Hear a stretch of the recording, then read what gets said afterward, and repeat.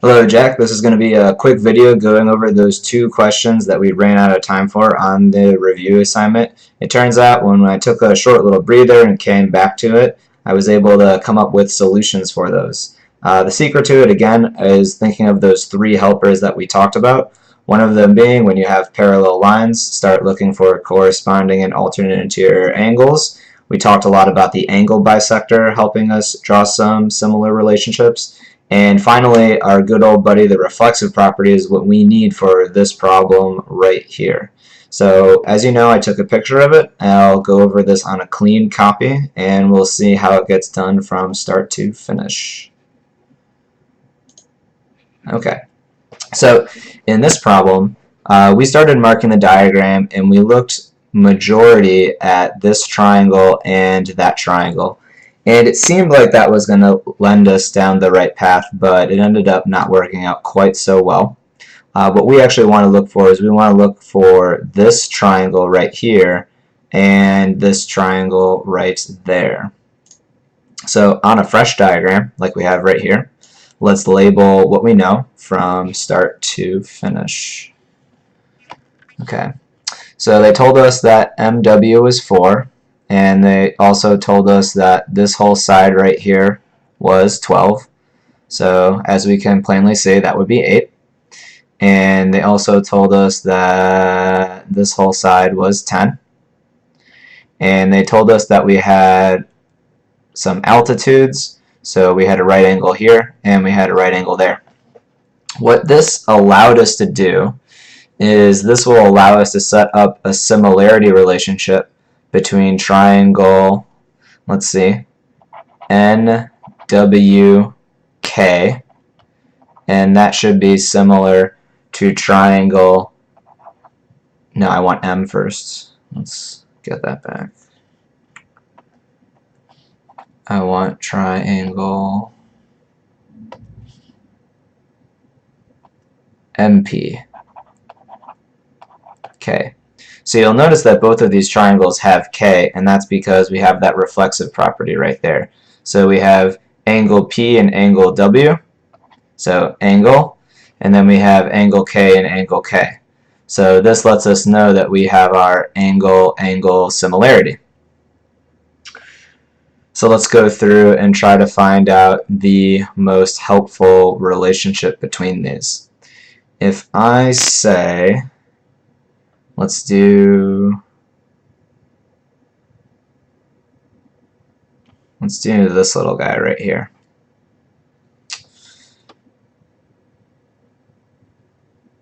So where's PK? Alright, PK is going to match up with WK. So WK over PK, that could be equal to NW over MP.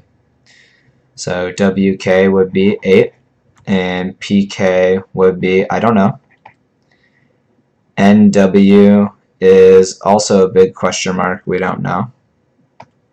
And MP is another double question mark, we don't know. So instead of doing the first and the second and the third, let's try N and K, first and the third, and M and K. So NK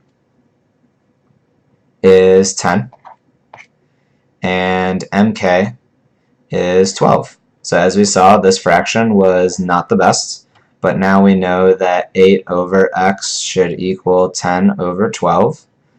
This will give us 96 equals 10x divided by 10 divided by 10. And we get that x is 9.6. So if this is 9.6, stunningly, this ends up over here being 0.4, which is a pretty darn small side, all things considered. It doesn't look like it was drawn to scale. Let's just double check the original problem and see what they wanted us to look for. They said to find PK. So it turns out we did find PK. PK would be 9.6, and again, that would have been the 0.4, would have been very, very, very small. So just as a reminder, what kind of got us out of this hole? It was remembering those helpers, and we had forgotten about our reflexive angle helper, and that's kind of the key to this problem. Okay. The next question, we just insanely misread the question, so we ended up going off on a wild goose chase and not pursuing at all in the direction that we wanted. So first off, it says it's an isosceles trapezoid, so there we go. But the mistake is actually right there. We did a lot of good math. It turns out that we're not actually looking for that point right there, and that's when we read this. So it says AD, well, here's AD, and BC, well, here's BC.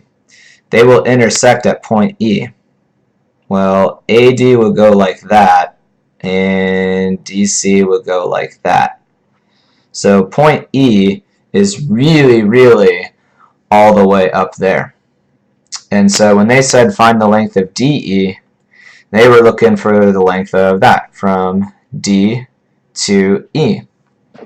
Now there's a pretty nice relationship that I notice when I look at that. It's still an isosceles triangle, because we know that this is an isosceles trapezoid. So if this is 20 and this is 30, this is like saying that this top of the triangle is going to be similar to the whole triangle. So if given this some letters again, here's E, D, C, A, B. So we would know that triangle EAB is similar to triangle EDC. And so that means that EA and ED match up. So EA is x plus 15, and ED would be x. We also know that AB will match up with DC. So AB is 30, and DC is 20. So we get a nice little proportion. 20x plus 300 equals 30x minus 20x minus 20x, 30, 10x, and here we go. So x is 30. So if this is 15, this is 30. And there we go. We have solved for what they wanted. So, moral of the story is, we did some patient problem solving and ended up not working out exactly in the time span that we wanted, but I still wanted to get the job done. So here you go. Hope you enjoyed the video, and I'll see you again soon.